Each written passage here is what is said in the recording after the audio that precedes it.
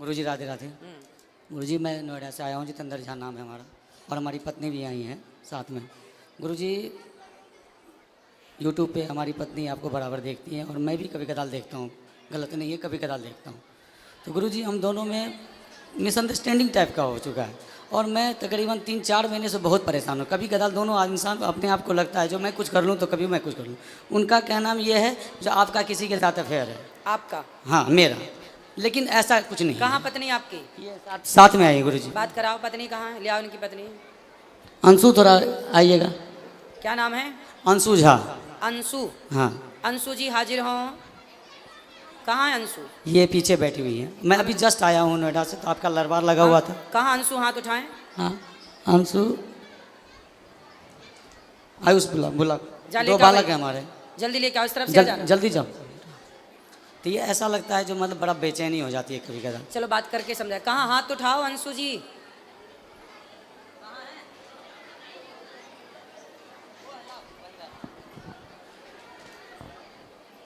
और क्या समस्या है?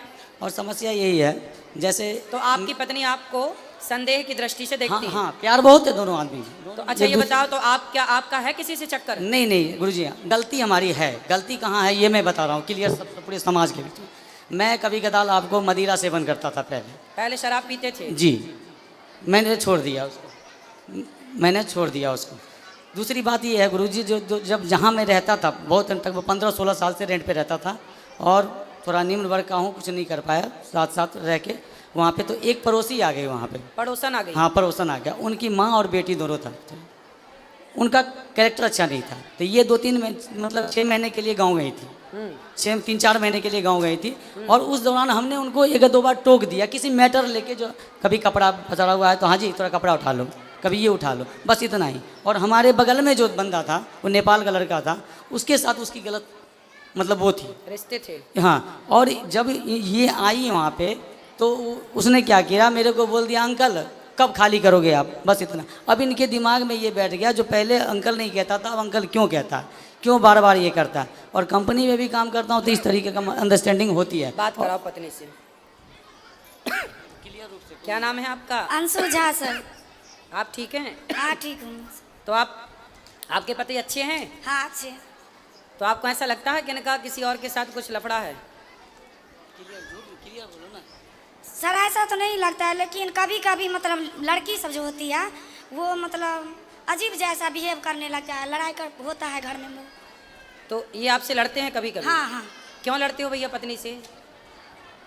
गुरुजी कभी कदाल ऐसा होता है, मैं जो नौकरी करता हूँ वो एक्सपोर्ट हाउस होता है, गारमेंट लैंड है। उसमें लड़कियाँ मर्चेंट होती हैं, बहुत सारी की होती हैं। बात व्यवहार होता है अगर वर्क लेवल पे, बस उन्हें। और इन्हें लगता है कोई बात व्यवस्था में जो हाँ ये ऐसा क्यों हो रहा है, आपने क्यों बोला? सर 1 साल से ऐसा हुआ, पहले ऐसा नहीं था।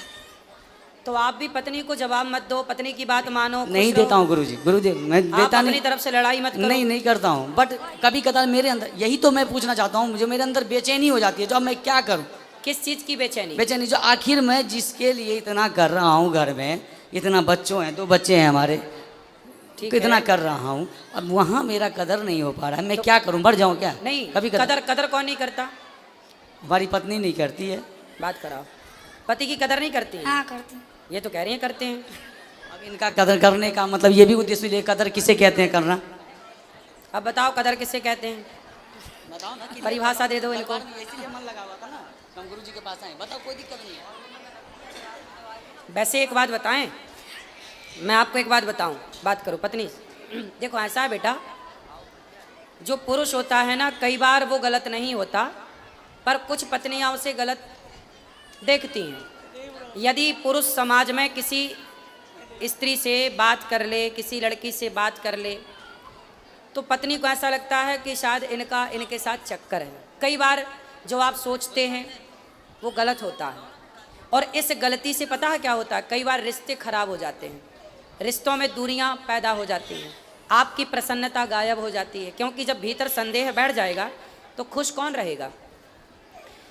लेकिन आप कई बार जो सोचती हो वो गलत होता है, इसलिए सोचो मत। यदि आप अपनी आंखों से देख लो, यदि आपने ठोस प्रमाण इकट्ठे कर लिए तो आप बिल्कुल कहो कि हाँ ये व्यक्ति गलत है। पर जब आपने देखा नहीं, किसी के मुंह से सुना नहीं, कोई ठोस सबूत नहीं है आपके पास, फिर आरोप लगाना गलत है। जी। ठीक है।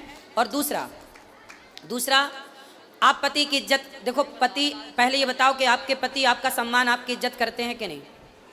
हाँ करते हैं सर। तो आपको भी करना चाहिए कि नहीं?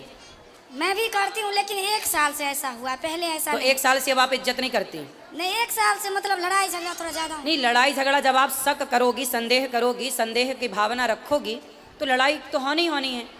अब आप संदेह क्यों करना?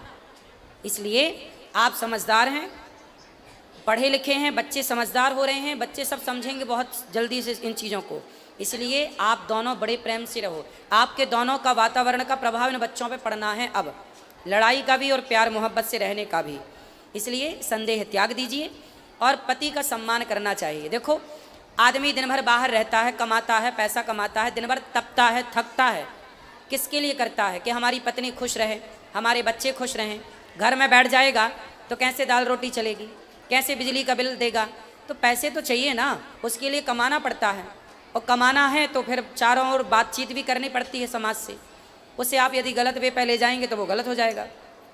इसलिए अपने पति का सम्मान करना चाहिए। पति का सारी दुनिया अपमान करे चलेगा, पत्नी का सारी दुनिया अपमान करे चलेगा, पर पत्नी सम्मान करे और पति सम्मान करे तो लोग जीते हैं, खुश रह के जीते हैं, कि हमें किसी की ज़रूरत नहीं है। हमारी पत्नी हमारे साथ है, हमारा पति हमारे साथ है, फिर किसी की परवाह नहीं है। इसलिए आप दोनों स्तंभ हैं, आप दोनों से ही आपके बच्चे हैं, आप दोनों से ही आपका सुख दुख है। आपकी मांग में सिंदूर है ना, वो आपके पति से है। आपके गले में मंगलसूत्र है ना, वो आपके पति से है। ये बच्चों की जो इच्छाएं हैं ना, वो एक पिता से पूरी होती हैं। इसलिए जब तक पति होता है ना बेटा, तो बहुत कुछ होता है, और पति नहीं होता ना तो कुछ नहीं होता। इसलिए पति की इज्जत करना चाहिए और पत्नी की इज्जत भी करना चाहिए। आपको भी अपनी अर्धांगिनी का पूरा ख्याल रखना चाहिए। और पति और पत्नी ये दोनों साइकिल के पहिए की तरह होते हैं। एक भी यदि बिगड़ जाए तो साइकिल चलती नहीं है, रेंगने लग जाती है। तो आपकी ज़िंदगी बिंदास चले, किसी के भड़कावे में ना आओ, किसी के कहने पे ना आओ, और आप खुश रहो। अब आप भी खुश नहीं हो, वो भी खुश नहीं है, आप दोनों खुश नहीं हैं तो आपके बच्चे खुश नहीं हैं। क्या होगा?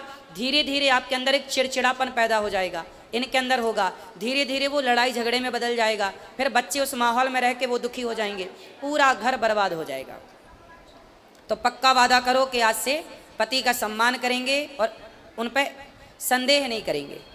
करोगे? नहीं गुरु। यदि करना है संदेह तो ठोस प्रमाण के साथ, ठीक है?